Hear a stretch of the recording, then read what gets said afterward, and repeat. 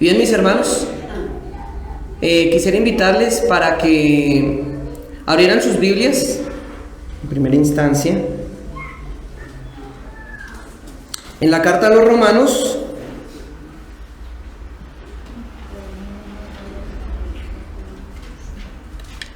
capítulo 8, y vamos a estar meditando en esta mañana en los versículos 12 al 17. Versículos 12 al 17.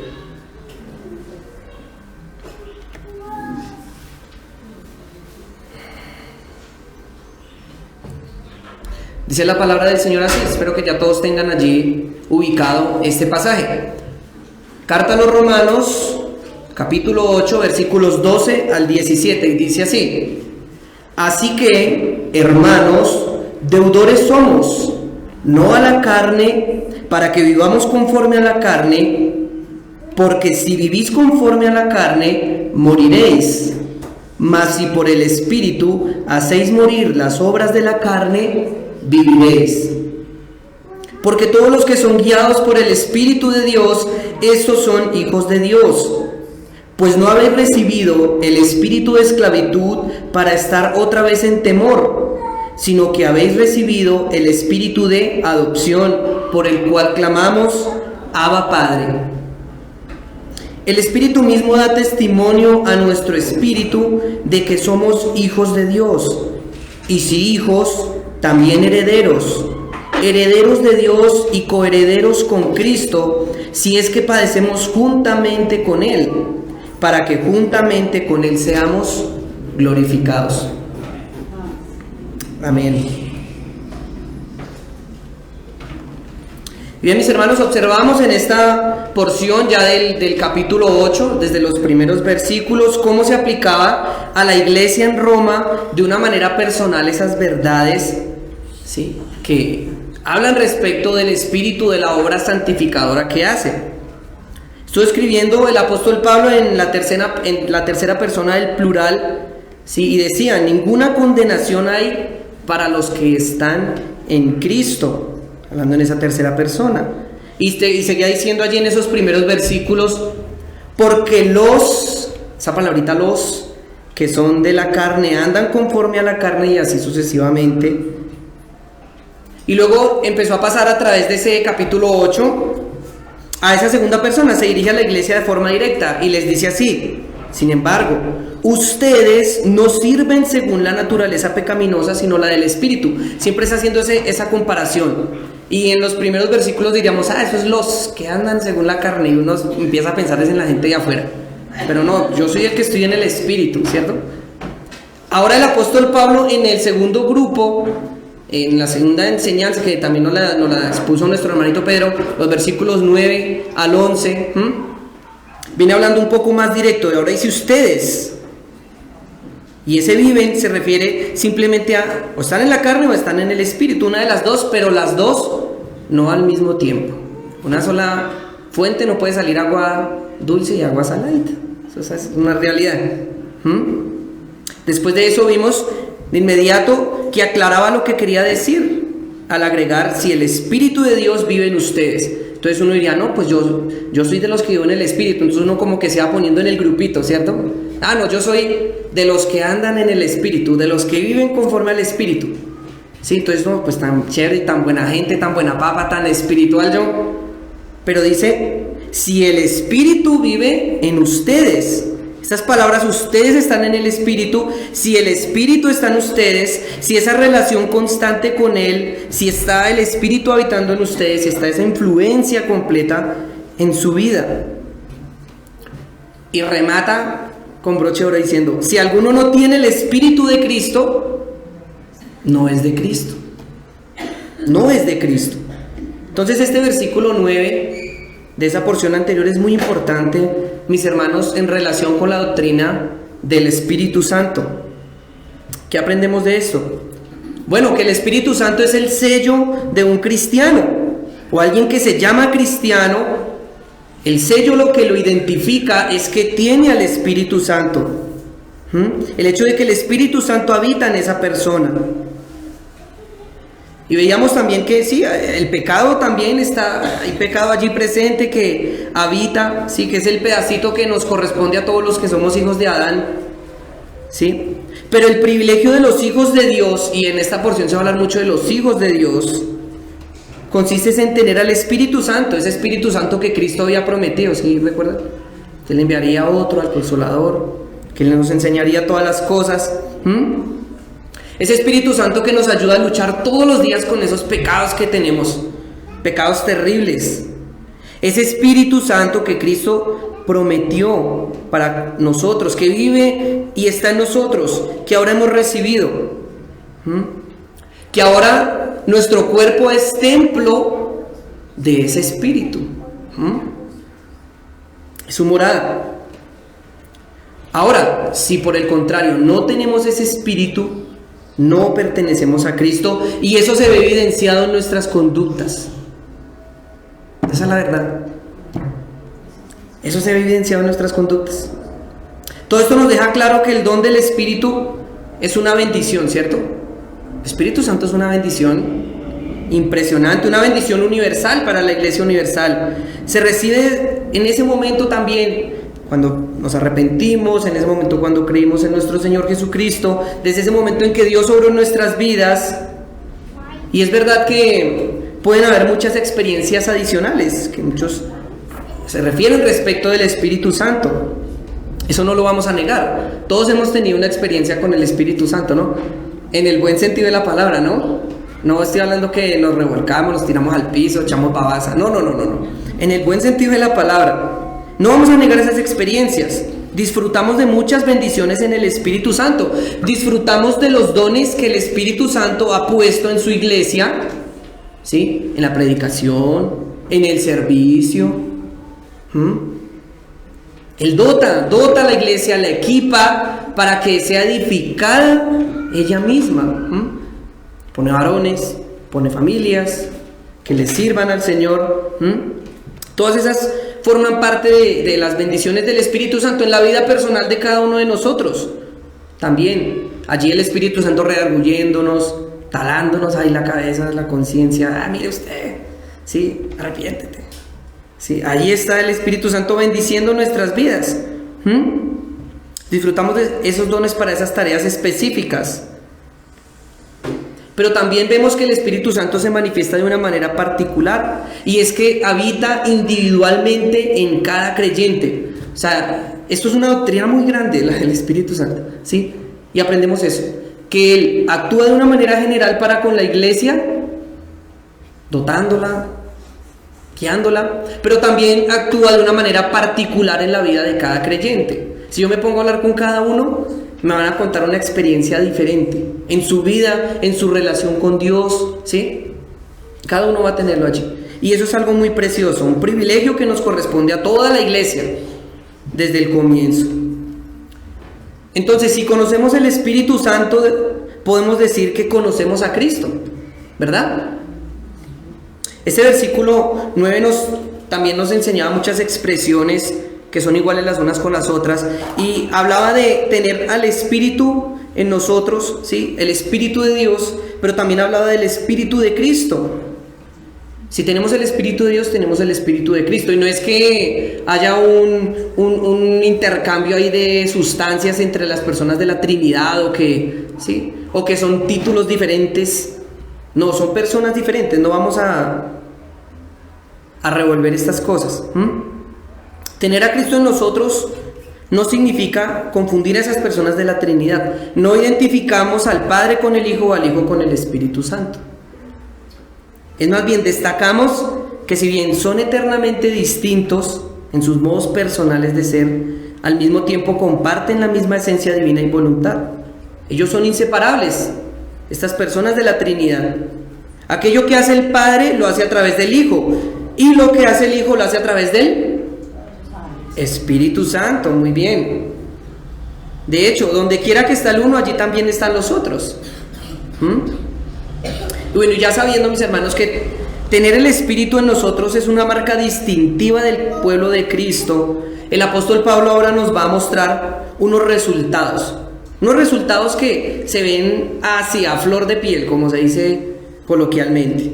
Lo vimos en el versículo 10 y 11.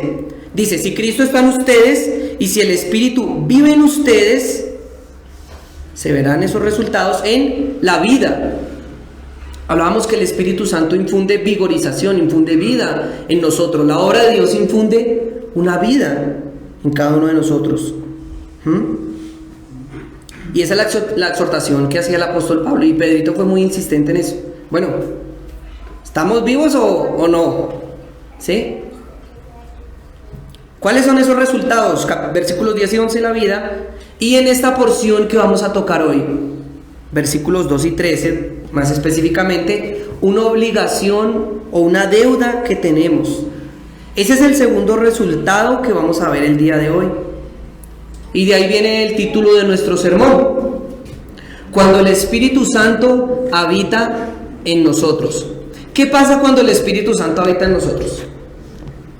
Tiene que haber unos resultados. Una vida, lo vimos en la predicación pasada con Pedrito, hay vida, ¿cierto? Y hoy vamos a ver algo también muy importante. Adquirimos una especie de obligación, una responsabilidad, una deuda. Como resultado de que el Espíritu Santo habita en nosotros, adquirimos esa obligación. Punto número 1, lo llamaremos así: mortificación en la carne de los hijos de Dios. Y nuestro segundo punto, el testimonio del Espíritu Santo en los hijos de Dios. 2 punticos, nada más para el día de hoy. Bien, esto es lo que pasa cuando el Espíritu Santo habita en nosotros. Tenemos vida nueva, ¿sí? Ya para concluir esta introducción, tenemos una vida nueva, pero también mortificamos nuestra carne. No es un hecho de que, no, yo soy cristiano, yo tengo el Espíritu Santo de Dios en mi vida, pero ya no pasó nada. Ahí vivo mi vida loca como yo quiera. No. Si somos hijos de Dios, dice, y el apóstol Pablo insiste, si eres cristiano, si eres creyente, tienes vida, pero también mortificas la carne. Hay una lucha a muerte con la carne. Ese es el proceso de santificación, y ese es el testimonio que da el Espíritu Santo de que somos hijos de Dios. Bien, vamos a orar, mis hermanos. Bendito Dios, te damos gracias por esta porción de tu palabra, Dios mío. Gracias, Señor, porque hemos aprendido, te hemos conocido, hemos reflexionado, Señor, respecto de este misterio, esta asombrosa verdad y revelación para nosotros, que es la obra del Espíritu Santo en nuestras vidas, Señor. Perdónanos porque muchas veces ignoramos, Señor, estas verdades, y aunque las hemos visto aplicadas en nuestra vida, Señor, las hemos desechado, tal vez, nos hemos vuelto hacia nuestros pecados, no hemos manifestado la vida de Cristo, no hemos manifestado la vida del Espíritu de Cristo, del Espíritu de Dios, y por ende no hemos mortificado nuestra carne, Señor. Hemos sido blandos, hemos sido laxos con nuestros pecados, Señor. Perdónanos, Dios mío, y ayúdanos, Señor, a entender esta porción, y que tu Santo Espíritu sea redarguyendo nuestras vidas y convenciéndonos de pecado. Amén. Bueno, mis hermanos, ahora sí vamos a entrar en materia. Punto número 1, mortificación en la carne en los hijos de Dios. Vayan, mis hermanos, versículo 12, ayúdenme ustedes allí. Versículo 12, vamos a leerlo todos para que no se me vayan a dormir. Dice así: así que, hermanos, deudores somos, no a la carne, para que vivamos conforme a la carne, porque si vivís conforme a la carne, moriréis. Mas si por el Espíritu hacéis morir las obras de la carne, viviréis. Detenemos aquí nuestro autobús, llegamos a esa segunda consecuencia de que habita en nosotros el Espíritu de Dios, el Espíritu de Cristo. La primera ya lo vimos, era vida, ¿cierto? Hay vida en cada uno de nosotros, hay aliento de vida. Y la segunda, que es la de hoy, es que adquirimos una obligación, una deuda. Dice así: por lo tanto, hermanos, tenemos una obligación, o literalmente, como lo dice allí el apóstol Pablo, dice, deudores somos. Y aquí no nos está hablando del deber de predicar el evangelio, no, ustedes tienen la obligación y la gran comisión, vaya, predíquele al vecino, vaya, predíquele en la plaza, en el fruer, en la carnicería, predíquele a sus compañeros de trabajo, no, aunque sí es una obligación de los creyentes, pero aquí no está hablando de eso. Y obviamente, y aquí el apóstol Pablo lo dice, obviamente, no hay una obligación de vivir conforme a nuestra naturaleza pecaminosa, a nuestra carne. Aquí la traducción del original es el sarx, ¿sí? No es el sarx como el COVID, no, el sarx, ¿sí? Esa es la carne, como diciendo, no, pues ya somos deudores, yo ya estoy embalado, estoy endeudado hasta las orejas, soy tan pecador, pues vivamos así, de igual manera Dios nos va a perdonar. O ya que soy un pecador, pues allá verá Dios si no me cambia. ¿Sí?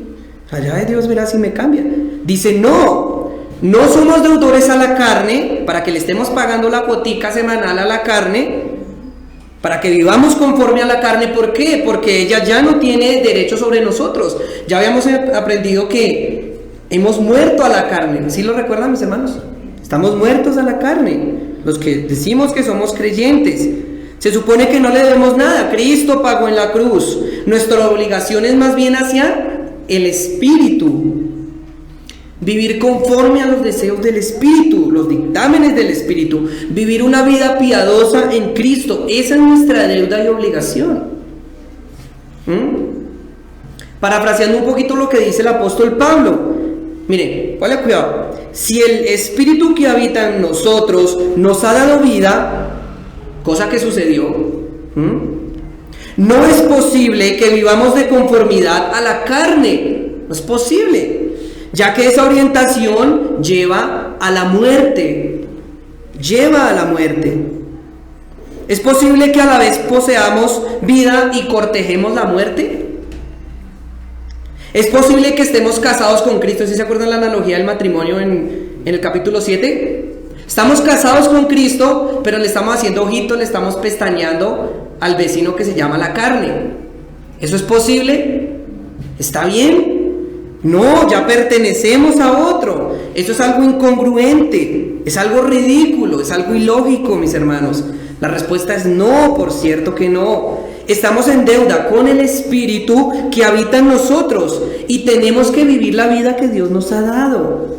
Por ende, dar muerte a todo lo que amenace, darle muerte a todo lo que sea incompatible con la vida del Espíritu. El versículo 13, que también lo ven allí, mis hermanos, nos presenta dos opciones entre la vida y la muerte. Dice, porque si ustedes viven conforme a ella, si ustedes viven conforme a esa naturaleza pecaminosa, lo que acaba de declarar el versículo 12, ¿sí?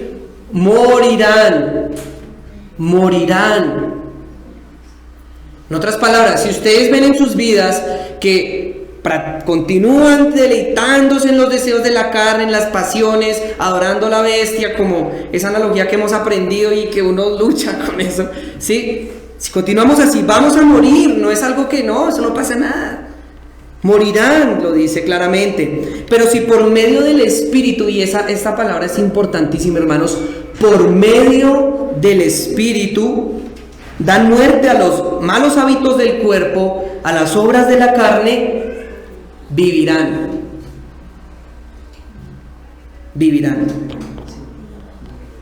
Si coqueteamos con el pecado, si coqueteamos con nuestra vieja naturaleza, con ese pasado, pues ¿qué va a pasar? ¿Qué creen que va a pasar si coquetean con el vecino llamado carne? ¿Qué le va a hacer ese vecino? La va a traicionar, le va a hacer la judía, le va a hacer la trampa, le va a traicionar, lo va a matar, lo va a llevar a la muerte. Pero más bien, si permanecemos fieles al nuevo esposo, si no coqueteamos con ese pecado, es decir, si mortificamos la carne, dice, hacemos morir las obras de la carne por el Espíritu, viviremos. Es decir, hay un tipo de vida que lleva a la muerte y uno dice, uy, no, la vida no, es que uno piensa, ¿no? Que disfrutar de esto, disfrutar de lo otro, vivir la vida, gozar de deleites y placeres, gozar de las pasiones del mundo. Y uno a eso le llama vida y todo el mundo dice, ay, no, hay que vivir la vida. Y van y se emborrachan, se meten de todo por la nariz, mejor dicho, cometen todo tipo de concupiscencias. Y esa es la vida del mundo, ¿no? ¿No lo han visto? Uy, no, yo sí vivo mi vida, yo voy a vivir mi vida. No, la vida es una sola, la vida es corta. Pero ese tipo de vida lleva a la muerte. No nos engañemos. Pero en contrariedad, y creo que este ejemplo creo que explica muy bien estos versículos, hay una muerte que lleva a la vida. Una muerte al yo, una muerte a mis pasiones, una muerte a mis sueños y metas personales, una muerte por causa de Cristo a lo que yo quiero, que me va a traer vida. Esos son los dos caminos. Vive la vida loca, pero te vas a matar. Muere por Cristo y vivirás. Aquí Pablo nos aclara esos aspectos de esa muerte que lleva a la vida. Y entendemos, y no sé si ustedes recuerdan que lo hicimos en el discipulado familiar, en el librito, la mortificación. Buenísimo, buenísimo. Yo creo que sería bueno que lo repasáramos otra vez, pues individualmente, ¿no? Sería muy bueno. Y aprendemos respecto de la mortificación.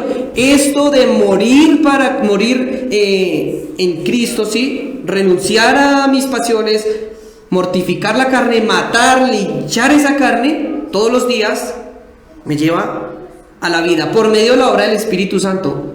Valga la aclaración, porque muchos dirán, uy, no, voy a hacer una agenda esta semana, me voy a poner la meta, yo estoy diciendo groserías, estoy mintiendo, yo estoy diciendo esto, lo otro, estoy, mejor dicho, injuriando, estoy chismeando. Entonces, me voy a hacer el propósito esta semana de que voy a cambiar y me pongo la meta. Pues, ¿qué va a pasar? Pues nos vamos a estrellar. Por eso el apóstol Pablo aclara y dice, por el Espíritu, apartados de Cristo, nada podemos hacer. Si nos subimos a ese avión sin gasolina, pues nos vamos a estrellar, nos vamos a matar.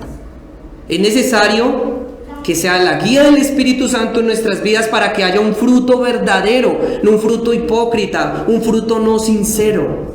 Es necesario que mortifiquemos la carne en el Espíritu.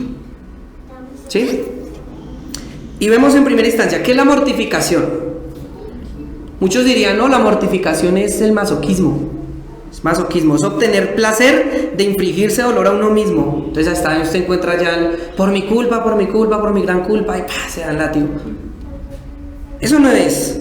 O ascetismo, sentir una animadversión por pretender negar el hecho de que tenemos cuerpo y apetitos corporales naturales. Entonces encuentra el que dice, no, yo ya soy nuevo, soy nueva criatura, estoy levitando, mejor dicho, yo ya no tengo necesidad de nada, nada me puede dañar, todo me resbala, como si el pecado no lo tocara, inmunes al pecado. Tampoco habla de eso. Como negarlo, como que no está allí. La mortificación, mis hermanos, es un reconocimiento del mal que hay en mí. Es un reconocimiento, yo conocerlo, analizarlo. Tengo el diagnóstico.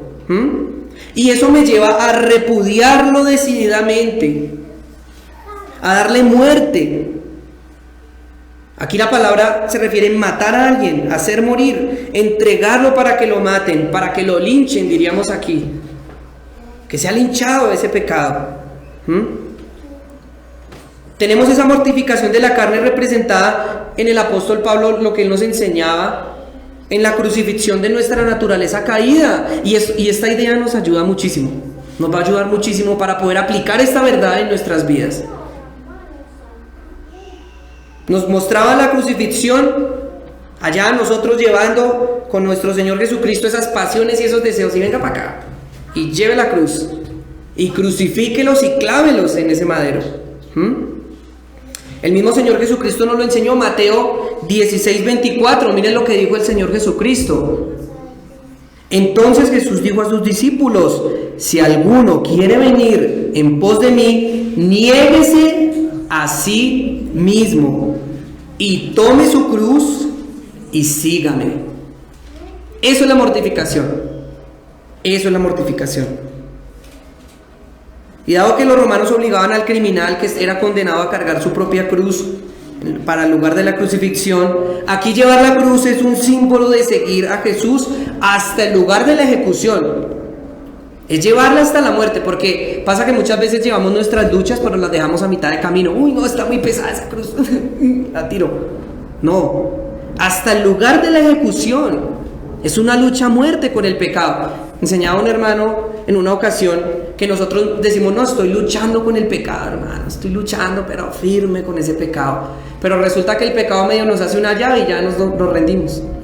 Ay, no, ya, me rindo, y caemos otra vez con el pecado. No, es una lucha a muerte, una lucha que solamente puede ser ejecutada si tomamos la cruz, vamos con Cristo y la llevamos con Él, con Cristo, hasta ese lugar de la ejecución.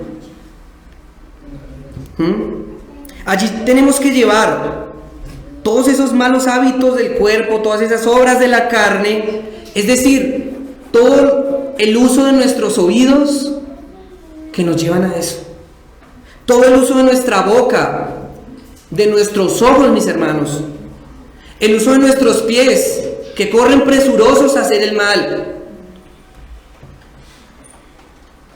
Todo eso, poniendo todos nuestros miembros que para que nos sirva a nosotros, al Dios Andrei, que le sirva, en lugar de servir a Dios. Todos nuestros miembros, nuestras extremidades, nuestra inteligencia, bueno, pues lo que el Señor nos ha dado ahí es lo poquito, ¿sí? Todo lo que el Señor nos ha dado, ponerlo al servicio de la carne, esclavos de la carne. Eso es lo que tenemos que llevar y crucificar allá y hacer morir en Cristo. Reconocer ese mal dentro de nosotros a través de la iluminación que hace el Espíritu Santo por las Escrituras. Por eso es importante acercarnos a ellas, como cuando uno se ve las arrugas en el espejo, se ve todos los males y empieza a repudiar la arruguita. Así tenemos que hacer, mirar las Escrituras y empezar a repudiar ese pecado, atacarlo, matarlo todos los días a ese viejo hombre aferrados a Cristo, tomando la cruz, caminando con el Señor hasta el Gólgota. Y cuando lleguemos allá, estacándolo, dándole muerte. Esa es la mortificación, solo lograda en Cristo, solo por el Espíritu Santo con su guía. Si alguno quiere venir en pos de mí, niéguese a sí mismo, tome su cruz y sígame. Y nos preguntamos, ¿cómo se efectuará esa mortificación? Dice Martin Lloyd-Jones: por el Espíritu. Por el Espíritu. El Espíritu es mencionado de una manera especial. Por supuesto, porque su presencia y obra son la marca especial y singular del verdadero cristianismo. Esto es lo que distingue al cristianismo. Estoy citando a Martin Lloyd-Jones. Esto es lo que distingue al cristianismo de la moralidad. ¿Sí ven? Eso es lo que distingue al cristianismo de la moralidad. O sea que cualquier intento, cualquier esfuerzo de matar el pecado dentro de nosotros sin Cristo es simple moralidad y también va a llevar a la muerte. O el legalismo. Entonces ya nos encerramos, no, que es que el símbolo y el sello de la santidad es una falda. El símbolo y el sello de la santidad es un peinado, es una elocuencia, no, es que yo por fuera lo veo tan bonito. Y en eso representamos un falso puritanismo, pero no, es por el Espíritu. Y al Espíritu, pues, ¿quién de nosotros le vamos a hacer mentiras? Podemos mentirle a todo mundo, lo podemos hacer, pero al Espíritu Santo no le podemos mentir. Es por eso que es necesario que sea así. Notamos de inmediato también, ya sabiendo que es por el Espíritu, mis hermanos, esa mortificación que tiene que ver algo también con nosotros. Y no es una cuestión de morir o ser sometido a muerte, sino someter a muerte. Hay una responsabilidad. En la misma obra del Espíritu Santo, nosotros no somos seres pasivos, netamente. No somos seres pasivos, no estamos quietos. Eso es una herejía y muchos la practicaban y era el quietismo. Entonces ellos decían, voy a quedarme quieto y que Dios me santifique. No, nada, no, yo no tengo que esforzarme, la obra es de Dios, toda la gloria, porque por Él, para Él y por Él son todas las cosas, a Él sea la gloria por los siglos de los siglos. Entonces Él verá si obra o no obra en mí. Eso es puro tietismo. Mal, ¿cómo puede ser efectuado? Sí hay una responsabilidad humana, mis hermanos, hay una responsabilidad como creyentes que tenemos al Espíritu de Dios. Tenemos esa responsabilidad de matar la maldad. Sabemos que es por el Espíritu Santo que podemos dar muerte. Sabemos que solamente Él puede proporcionar el deseo, la determinación y la disciplina para rechazar el mal. Pero en este punto, ¿en quién se ve evidenciada esa obra? Pues en nosotros, ¿cierto? En nosotros. Tenemos que repudiar totalmente todo lo que sabemos que es incorrecto. No dar lugar a satisfacer los deseos de la naturaleza pecaminosa. Y no es una forma de reprimirse tampoco, porque es que uno de ser humano es tan impresionante para irse por los lados. Uno le pintan esta y uno ¡pin!, se va por un lado. Le pintan otra y siempre. Entonces algunos proporcionaron el tietismo, el masoquismo, el ascetismo. Así todos se van por las ramitas. Y otros se reprimen. Dicen, no, entonces, yo no voy a salir a la calle porque es que ahí, Dios mío, no voy a pasar por el pie de una cantina porque yo paso nomás y ya, mejor dicho, me atará de la cantina y me lleva. No se trata de reprimir, no. Se trata de llevar a Cristo todos esos pecados, porque si los reprimimos y los tapamos y les ponemos trancas por todo lado, pues no va a haber algo sincero. Vamos a ser hipócritas.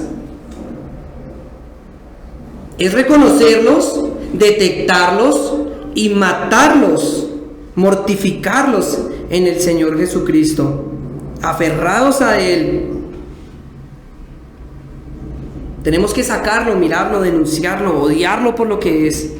Solamente de esa manera nos ocuparemos en realidad de ese pecado. Esos pecados que a veces consentimos porque nos producen satisfacción, esos pecados que son respetables, ¿sí? Cristo nos lo enseñó gráficamente. Miren allí, Mateo 18:9, mis hermanos, Mateo 18:9. Si tu ojo te es ocasión de caer, sácalo y échalo de ti. Mejor te es entrar con un solo ojo en la vida que teniendo dos ojos ser echado en el infierno de fuego. Qué juguetazo. Si tu ojo te es ocasión de caer. Podríamos ver un ejemplo en una persona, y yo me lo imaginaba así, una persona que tiene engangrenada una pierna y le dicen, si no le amputamos la pierna, se muere. Pues, ¿qué dice todo el mundo cuando le dan esa noticia? No, hágale, córtela, de una, ¿cierto? Así mismo, hermanos, esa persona preferiría 1000 veces perder su pierna, perder su vida, y aquí es lo mismo. Si es posible que nos tengamos que sacar el ojo para alcanzar esa vida, para en Cristo, aclaro, ¿sí?, llegar a ser vivificados, pues saquémonos los ojos. Y no estoy hablando de manera literal, no es que cojamos y ¡pum! No. Estamos hablando matar esas cosas en Cristo, matarlas. Si yo sé que mis ojos me son ocasión de caer y de pecar, pues debo llevarlos a Cristo. Debo pedir y rogar al Señor y clamar para que cambie y restaure mi vida. Si yo sé que mis manos están presurosas a hacer la maldad, cortémoslas en Cristo, ¿sí? Matemos, acabemos con esa gangrena.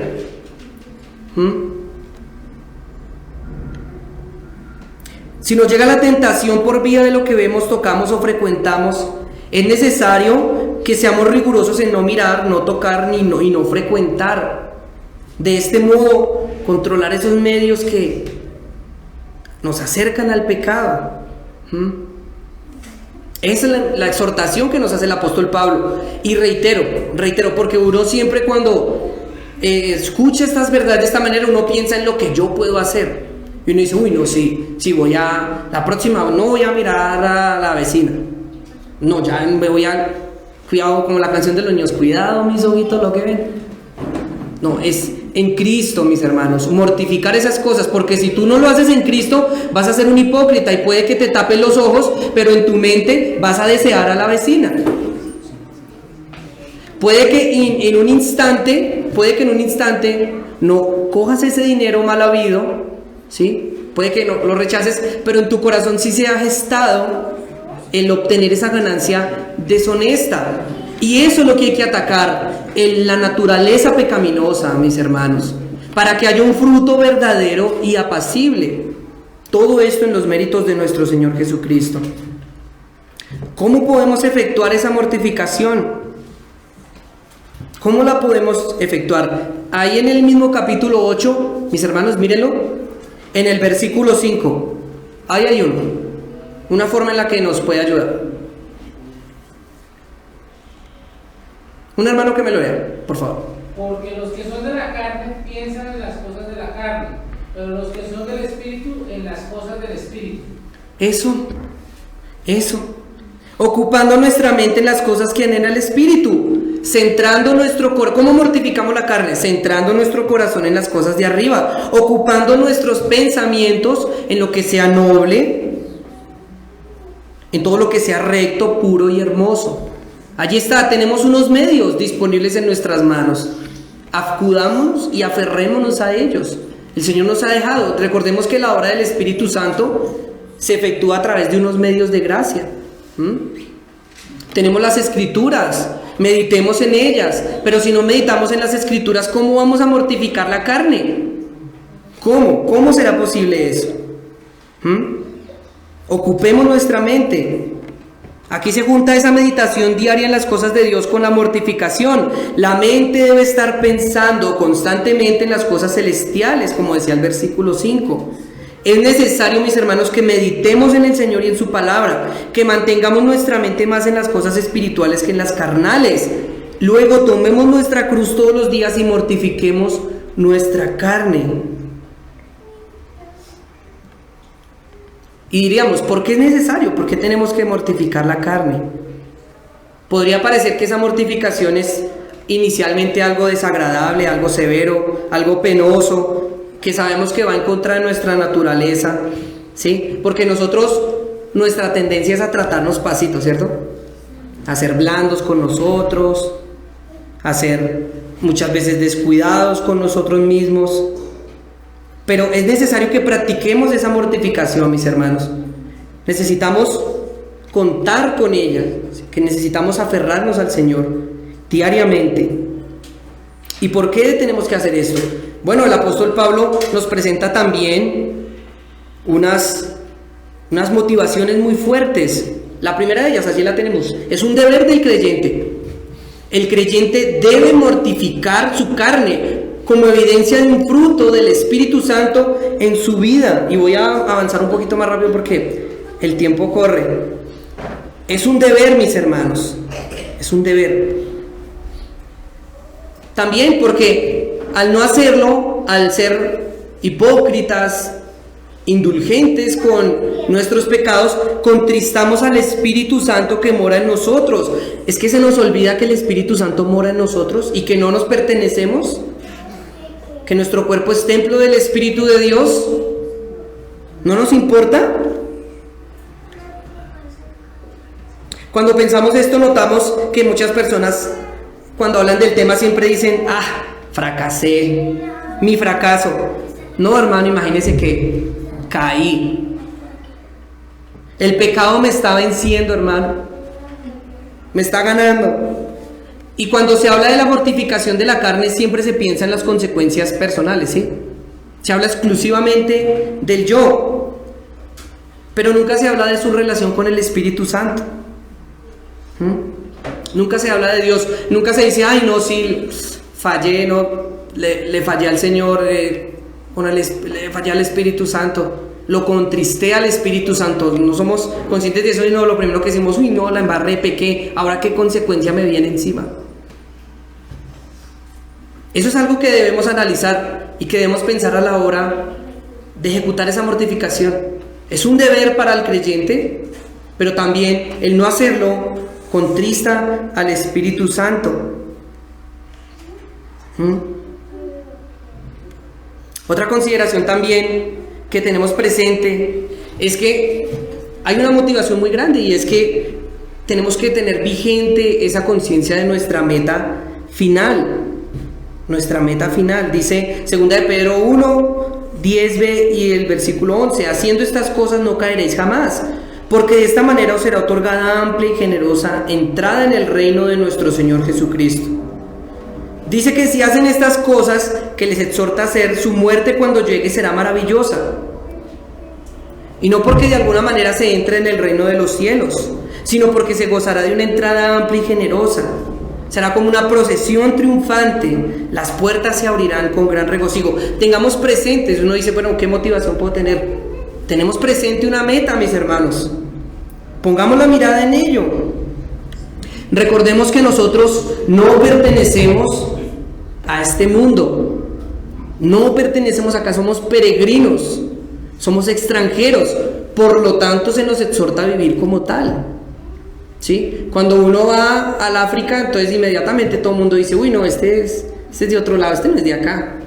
Pero desafortunadamente cuando entramos en el mundo, no se nota la diferencia. Todo el mundo, no, este es uno más de nosotros. Desafortunadamente es así. Y eso es porque no se lleva la mortificación de esos pecados a la cruz de Cristo, porque no meditamos en el Señor todos los días. Esto pasa. Parecemos más de este mundo, porque justamente no tenemos esa meta consciente, y por eso no vemos la necesidad de mortificar la carne. No vemos la necesidad. Pero es necesario, mis hermanos, que continuamos caminando hacia la eternidad. Pablo lo declaró en estos versículos, en el versículo 11 de este mismo capítulo 8. Si el espíritu de aquel que levantó de los muertos a Jesús mora en vosotros, el que levantó de los muertos a Cristo Jesús vivificará también nuestros cuerpos mortales por su espíritu que mora en vosotros. Hay una restauración, una transformación en la vida del creyente. Ahora, si yo me pongo a mirar mi vida y desafortunadamente veo que voy de mal en peor, pues algo está pasando. Y si estoy escuchando estas verdades de parte del Señor, es necesario que tome carta sobre el asunto, que me aferre al Señor, que le busque, que ponga mi mirada en esto. Y de esta manera entramos a nuestra segunda parte. Ya vimos que hay un fruto, ¿cierto? El primer fruto en un creyente del Espíritu Santo, ¿cuál es? Vida. Vivificación, vida. Viviréis. Viviréis. Y vemos que esa vida trae en el creyente una mortificación de la carne. El creyente mortifica su carne todos los días. El creyente no es como que cuando uno se siente mal y ya dejó pasar así, no, yo espero que se me pase el dolor así solo, no voy a tomar, no voy a hacer nada, que uno lo hace con su salud muchas veces, ¿sí? Pero el creyente en su vida espiritual, al ver esa enfermedad que lo está agobiando, toma cartas sobre el asunto, le mete medicamentos, va al médico, lucha con la enfermedad como sea, pero se cura o se cura. El creyente acude a los medios de gracia, acude a Cristo.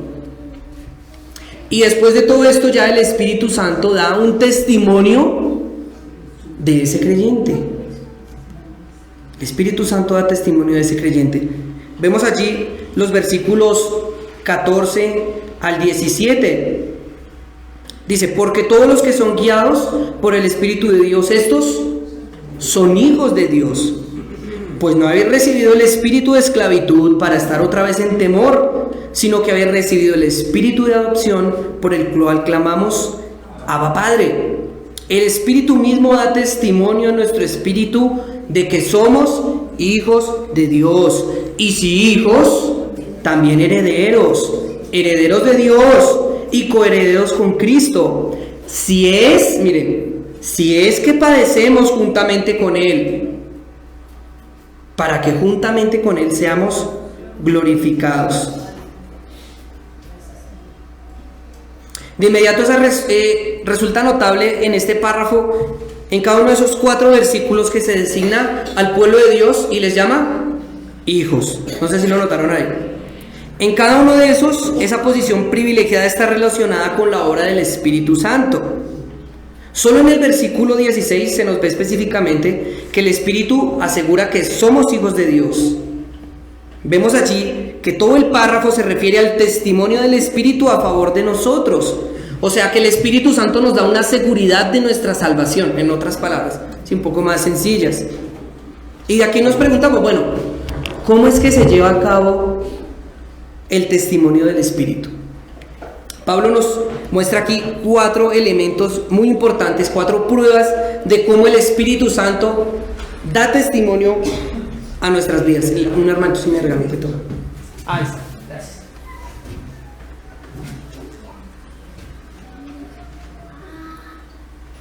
Primero nos dice, versículo 14, miren allí, nos conduce a la santidad. Miren ahí, versículo 14. Luego, en nuestra relación con Dios se reemplaza de un temor por una libertad. Tercero, en nuestras oraciones y en nuestra relación con Dios podemos llamar a Dios como Abba Padre, Papito, es cercano a nosotros. Y cuarto, el Espíritu Santo constituye las primicias de nuestra herencia celestial. Y vamos a desglosar estos 4 argumentos rápidamente. El primero, el Espíritu Santo nos conduce a la santidad. Versículo 14, lo tienen allí en sus Biblias. Porque todos los que son guiados por el Espíritu de Dios, estos son hijos de Dios. Este versículo 14 nos está aclarando lo que venía ya hablando en el versículo 13. ¿Sí? Entonces, aquellos que por medio del Espíritu mortifican la carne, los deseos de la carne, son los mismos que ahora son guiados por el Espíritu de Dios. ¿Sí lo ven? Están conectados los 2 versículos. Los que mortifican la carne son guiados por el Espíritu de Dios. Y luego dice, y viviréis. Entonces, esos vivos son los que se les dice hijos de Dios. Están sumamente ligados estos 2 versículos. Esa guía del Espíritu Santo entonces consiste o incluye como uno de sus rasgos más destacados impulsar y fortalecer a esos creyentes para que puedan dar muerte a los malos hábitos del cuerpo. La acción de someter a muerte diariamente, hora tras hora, las artimañas y los emprendimientos de esa carne pecaminosa consiste en ser guiados. El Espíritu Santo nos guía, nos dirige, nos impulsa y controla, limita ese pecado en cada uno de nosotros. Y es bueno que uno se vaya examinando, es bueno que uno vaya meditando en su propia vida. Nos da una nueva y rica vida, ¿sí? Por la cual podemos disfrutar de reprimir, de no cometer esos malos hábitos. Precisamente esa es la experiencia de ser los hijos de Dios. Es evidente entonces que en esta noción más popular de la paternidad que tiene todo el mundo, pues aquí está equivocado. Todo el mundo a uno le dice, ¿usted es hijo de Dios? Mira, haga el ensayo un día de estos. Pregúntele a cualquiera, ¿usted es hijo de Dios? ¿Qué le va a decir? Obviamente que sí. Y es evidente, sí, todos como seres humanos somos creación de Dios, pero nos hacemos hijos reconciliados con Él solo por la adopción o el nuevo nacimiento. Así como únicamente aquellos en los que habita el Espíritu pertenecen a Cristo, así también solo los que son guiados por el Espíritu de Dios son los hijos e hijas de Dios. ¿Sí ven? Entonces todo el mundo no es hijo de Dios. Ahí está errada, es incongruente ello. Solo aquellos en quien se obra un nuevo nacimiento. Entonces a estos en quienes está obrando esa santificación, el Espíritu Santo guía a esos creyentes. Ellos, y voy a tratar de recoger un poco los argumentos anteriores, ellos van a la Biblia, miran sus pecados como en un espejo, mortifican la carne, la matan allá en la cruz de Cristo, ¿sí? Ellos mortificando esa carne están disfrutando de ser hijos de Dios al ser santificados y guiados por el Espíritu Santo. ¿Sí es claro? Eso, excelente. Esa es una obra y ese es un testimonio del Espíritu Santo, mis hermanos, que tenemos que evaluar en cada uno de nosotros. ¿Estamos siendo santificados o vamos cada vez de mal en peor? El Espíritu Santo da testimonio a nuestro espíritu de que somos hijos de Dios. Si somos hijos de Dios, se nos concede una relación particularmente íntima, personal y amorosa con nuestro Padre Celestial, un acceso inmediato y libre a Él en oración, una calidad de miembros de su familia universal, una nominación como herederos suyos. Y ahí el apóstol Pablo más adelante nos va a llevar allí. Tenemos santificación, ¿cierto? Eso es un testimonio del Espíritu Santo. Segundo, rápidamente, el Espíritu reemplaza el temor por la libertad en nuestra relación con Dios. Versículo 15, por favor léanlo mis hermanos conmigo. Pues no habéis recibido el espíritu de esclavitud para estar otra vez en temor, sigan, sino que habéis recibido el espíritu de adopción por el cual clamamos Abba, Padre. Pablo atribuye esto a la naturaleza del espíritu que recibimos. Dice, y ustedes no recibieron un espíritu o probablemente el espíritu que de nuevo los esclavice al miedo, es lo que está diciendo, sino el espíritu que los adopta como hijos o el de la adopción. Y voy a citar aquí a un teólogo, F.F. Bruce, y dice lo siguiente, a mí me ayudó mucho a entender ese contexto. Pónganle cuidado. El término adopción puede sonar un tanto artificial en nuestros oídos, pero en el mundo romano del primer siglo, un hijo adoptado era un hijo deliberadamente elegido por su padre adoptivo para perpetuar su nombre y heredar su patrimonio.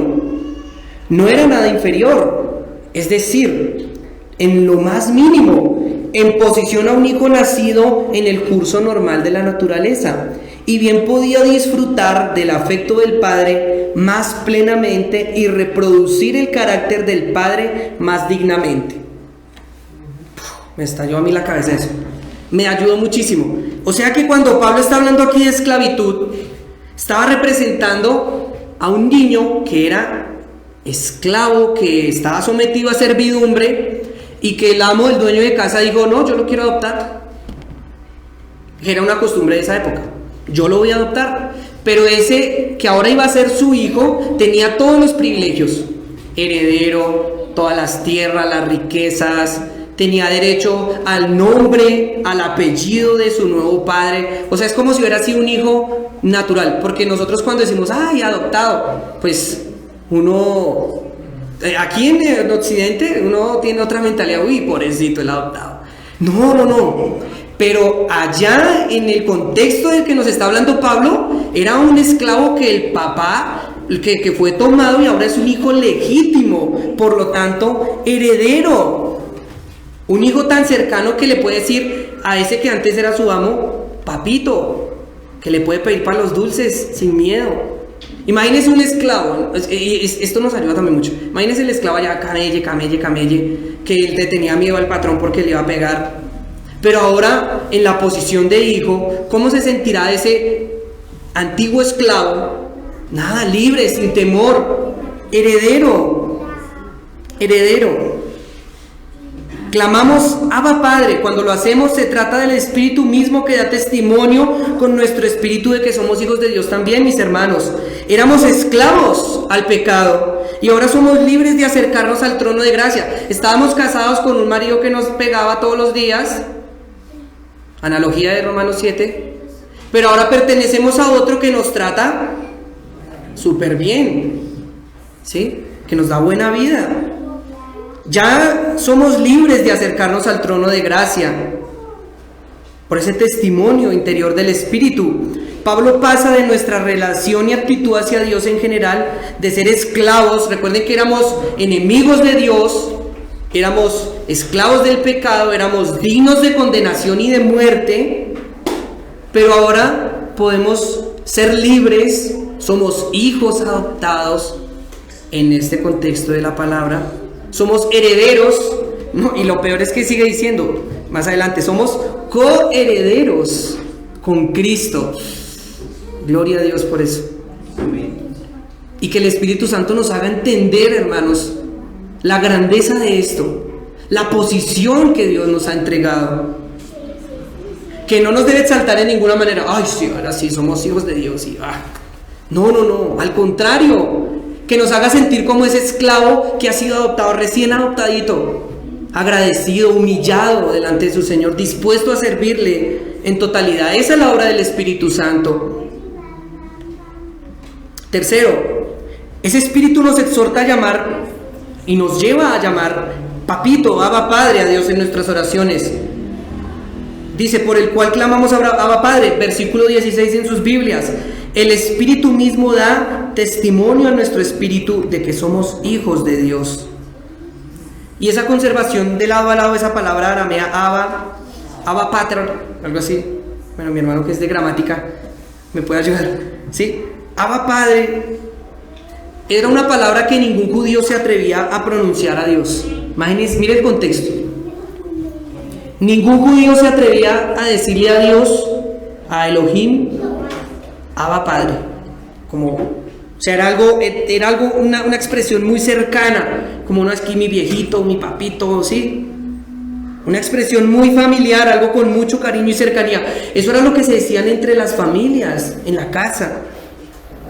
Pero vemos que nuestro Señor Jesucristo la utilizaba siempre, en todas sus oraciones. Esas oraciones dirigidas al Padre, experimentamos el testimonio interior del Espíritu Santo en nuestras vidas, porque cuando clamamos Abba Padre, haciendo nuestras las propias palabras de Jesús, ahí está el Espíritu mismo dando testimonio a nuestro espíritu de que somos hijos de Dios. Las palabras nuestras, pero el testimonio suyo. Es decir, nos acercamos a nuestro Dios con plena libertad, tranquilidad, podemos decirle, Abba Padre. Tenemos un Dios cercano, un Dios que nos ama, un Dios que es filial con cada uno de nosotros, que es personal, un Dios que se asocia en nuestra experiencia más íntima, más personal con Él. Y tenemos en nuestro versículo 17 allí, mírenlo en sus Biblias, mis hermanos, un testimonio del Espíritu Santo a nuestras vidas. Entonces ya vemos uno, hay una santificación, ¿cierto?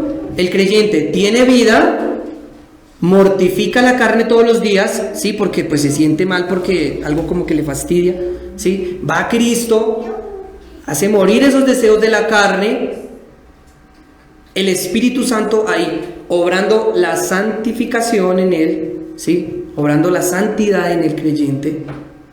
El Espíritu Santo también dando testimonio al uno no sentir temor, sino uno siente una plena libertad.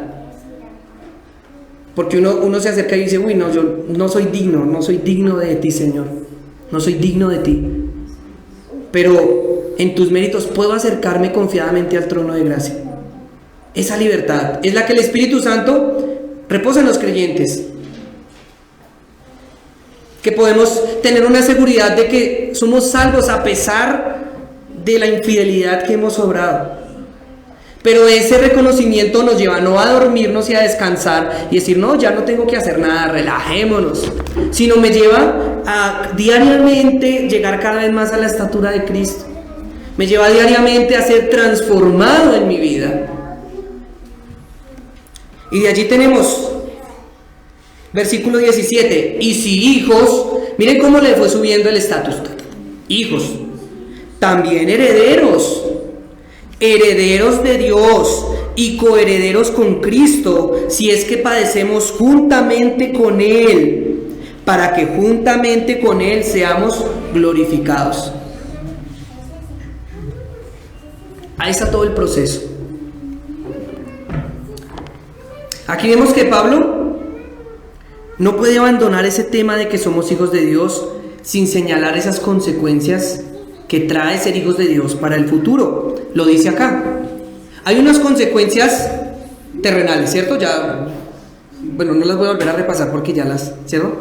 Estamos siendo santificados, pero hay unas consecuencias eternas también. Si somos hijos, somos herederos. Recordemos el contexto en el que pensaban ellos, en ese hijo que se adoptaba, que antes era un esclavo, pero también tenía el derecho a toda la herencia y posición. Herederos de Dios y coherederos con Cristo. Ese es el estatus que se nos pone aquí en este versículo 17. Y en primera vista podría referirse a una herencia celestial, que es indestructible, incontaminada y eterna. Entonces uno dice, uy, mi herencia, calles de oro, mar de cristal.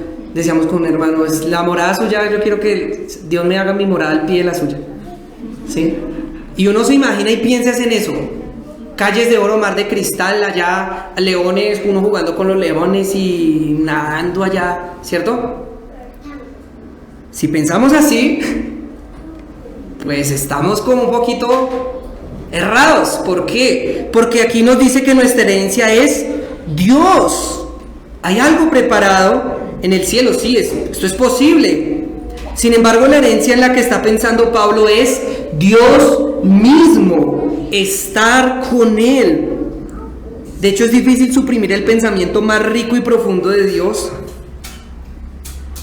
que Él mismo es la herencia de sus hijos. Es difícil y es para un creyente es complicado pensar en una herencia sin Dios. Meditamos también con un hermano también, que uno muchas veces siempre tira eso. No, el cielo y uno habla del cielo y todo lo bonito y se imagina, mejor dicho, no voy a hacer nada, voy a descansar, voy a dormir hasta mediodía. No, nuestra herencia y el cielo es el cielo porque Dios está allí, porque Cristo está allí. Él es nuestra herencia y nuestro galardón, mis hermanos. Miren lo que dice el salmista en Salmos capítulo 23, versículo 25. Miren, este versículo yo voy a proponerlo para que nos lo aprendamos todos aquí en la iglesia. Me encanta. Salmo 73, 25. ¿A quién tengo yo en los cielos sino a ti? Y fuera de ti nada deseo en la tierra. Mi carne y mi corazón desfallecen, mas la roca de mi salvación y mi porción es Dios para siempre. Qué precioso versículo. Hermoso. Ese es el testimonio que le da el Espíritu Santo a un creyente. El creyente considera su herencia que está en Dios. Entonces también aquí el mortificar la carne, el padecer juntamente con Cristo, pues eso es compartir parte de su herencia. Ese es el testimonio que se da. Encuentra su herencia en Cristo. De por sí la empieza a disfrutar de su presencia desde acá el creyente. Aquel que dice: podrán desfallecer mi cuerpo y mi espíritu, puedo morirme, que me saquen los ojos, que me corten las piernas, que desfallezca mi cuerpo y mi espíritu, pero Dios fortalece mi corazón. Él es mi herencia eterna. Además, llegará el día en que Dios será el todo en todos, o el todo para todos. En cuanto a esa sorprendente afirmación adicional de que los herederos de Dios también somos coherederos con Cristo. Recordemos que nuestro Señor Jesucristo mismo oró para que los suyos estuvieran con Él, que vieran su gloria y compartieran su amor. Y aun cuando todavía sea algo futuro, nuestra herencia es segura, porque el mismo Espíritu es las primicias de esa herencia. ¿Cómo usted tiene la garantía también ahí de que es heredero? Por el testimonio que el Espíritu Santo da en su vida y da en mi vida. Allí tenemos esa garantía, esa obra presente y vigente en nosotros. La Escritura hace mucho énfasis en el principio de que el sufrimiento en la senda lleva a la gloria. ¿Acaso no fue así con Cristo también? ¿No tenía que sufrir nuestro Señor Jesucristo todas estas cosas antes de la gloria? Pues también es así para la vida del creyente. Y aquí el apóstol Pablo en ese versículo nos lo está aclarando, nos lo está repitiendo. Si es que padecemos juntamente con Él, Pedro nos enseña esto con tanta claridad como Pablo. Dice: alégrense de tener parte de lo... Uy, este es espectacular también. Primera de Pedro 4:13. Alégrense de tener parte en los sufrimientos de Cristo, para que también sea inmensa su alegría cuando se revele la gloria de Cristo. La esencia del discipulado es la unión con Cristo. Y esa unión con Cristo, yo estar ligado a Él, aferrado a Cristo, me va a llevar a padecer en este mundo. ¿Por qué? Porque no me voy a conformar a este mundo. Y eso es sufrimiento. Hay un padecimiento, hay un morir a mí. ¿Quién que le diga, no, uy, le vamos a pintar tan y una triquiñuela por ahí se va a ganar tanta plata, tan? ¿Sí? ¿Quién que le digan eso? Que se digamos un negocio de narcotráfico, eso mucha gente cae en eso. ¿Sí? Negocios torcidos. Y eso le pica la plata, ¿cierto? Pica. Esa persona, o si es un creyente, va a decir, va a tener que renunciar a los dolaritos. Decir, no lo voy a hacer. O quien sí tiene que decir una mentira, por ejemplo, para ganarse un beneficio, que ahorita está muy de moda. Nos vamos a pasar por el hueco y con mentiras, ¿sí o no? Mucha gente lo hace, no importa lo que tengamos que hacer. Pero en el creyente el Espíritu Santo le habla y le dice, no lo hagas. Mortifica tu carne, renuncia, sí. Allá en Estados Unidos hay plata, hay carros, hay muchas cosas, pero no lo hagas. Allí está la obra del Espíritu Santo en esa persona. Y si nosotros nos evaluamos en nuestras vidas así personales, ¿sí? Vamos a encontrar también muchos casos así. Muchos momentos en los que tendremos que decir, bueno, ¿vamos a mortificar la carne o no? Bueno, ya es domingo, está haciendo perecita. La semana estuvo pesada, vamos a descansar. Bueno, o dormimos o vamos a la iglesia. Y uno lo piensa y vamos a la iglesia, ¿sí? Bueno, allí está el Espíritu Santo diciéndote, levántate. En nuestras pasiones y en nuestros pecados respetables, el Espíritu Santo en el creyente está allí fortaleciéndole, diciéndole, arrepiéntete, toma tu cruz, sígueme. Allí está. Clamemos a Dios para que obre en nuestras vidas, mis hermanos. Que padezcamos, porque, ¿qué pasa? Si no estamos padeciendo, es porque como que somos de acá. Sí. Si no padecemos juntamente con Cristo, si estamos conformados al mundo, algo está pasando en nuestras vidas. Algo está pasando.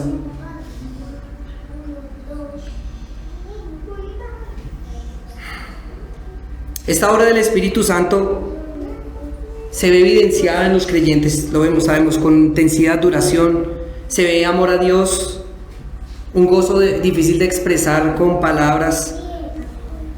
Reconocer estas verdades lleva al creyente a sentirse extasiado por tanta misericordia de parte de Dios, que uno pueda escuchar todo esto y uno como que sacudirse y decir, uy, sí, y ser transformado por el Espíritu de Dios. Es un gran privilegio, mis hermanos. El Espíritu Santo mora en nosotros, en medio nuestro. No le contristemos. Escuchemos la voz de Dios. Meditemos en su palabra, hermanos. Mortifiquemos nuestra carne todos los días. Esforcémonos cada vez más, reconociendo que solamente es posible si estamos en Cristo, por el Espíritu. Pensemos en esa herencia eterna que es Dios, pero disfrutemos desde ya de esa herencia. Disfrutemos desde ya de esa herencia, gozando de los medios de gracia, gozándonos de la iglesia, gozándonos en las adversidades también. Que hicimos una cosa y pues no se nos dio, pero que el Señor sabía con qué propósitos iba a obrar y iba a hacer todo esto. Y el Señor tal vez nos priva de muchas cosas para que nosotros no nos alejemos de Él, para acercarnos más. Es un motivo de gozo y es un motivo gratificante. Y hermanos, si a nosotros no se nos compunge el corazón al escuchar estas verdades, al saber que somos herederos con Cristo, que muchos podrán tener herencias y riquezas, pero nosotros tenemos a Cristo, es momento de ser exhortados y reflexionar, hermanos. Si nosotros preferimos mortificar o preferimos renunciar más bien a la vida de Cristo por ganar la vida del mundo, reflexionemos. Y eso es lo que hacemos muchas veces. Cumplimos la mortificación, pero para las cosas de Dios. Nos negamos. Pero es necesario, mis hermanos, que nosotros muramos hoy, nos neguemos a nosotros mismos, tomemos la cruz y le sigamos para tener vida en Cristo, para que sean evidenciados esos frutos del Espíritu Santo en nuestras vidas, por su obra, por sus méritos, por su guía, por su poder, dándole siempre gloria a Él. Y que no vivamos la vida de este mundo andando en nuestros placeres y deseos, que al final encontremos la muerte. Vamos a orar. Bendito Dios.